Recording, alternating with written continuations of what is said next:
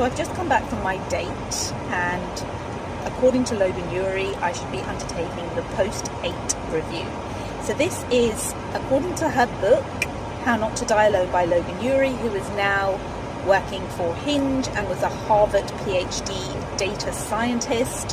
So very smart cookie, and she says that after every date you should undertake what's called the post-8 review.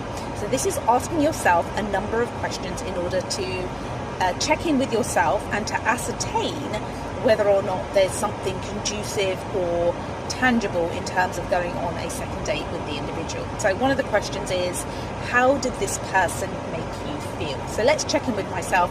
How did this person make me feel? In truth, I find going on first dates is a bit performative. I'm performing, I'm putting my best foot forward.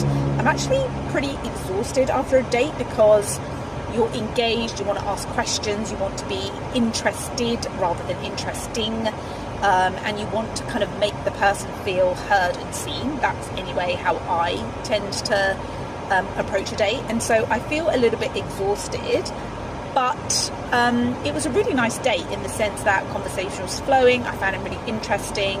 I could engage with him on an intellectual basis. He made me feel really comfortable. And there were lots and lots of open questions, and I could continue kind of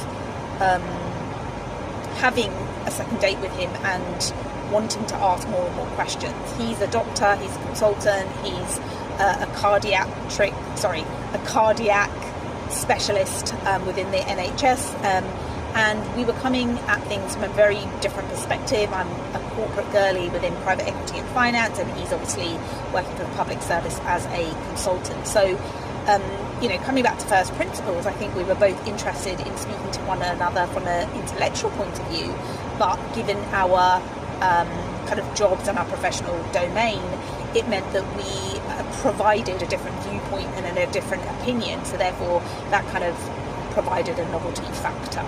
So that was the first question. How did this person make me feel?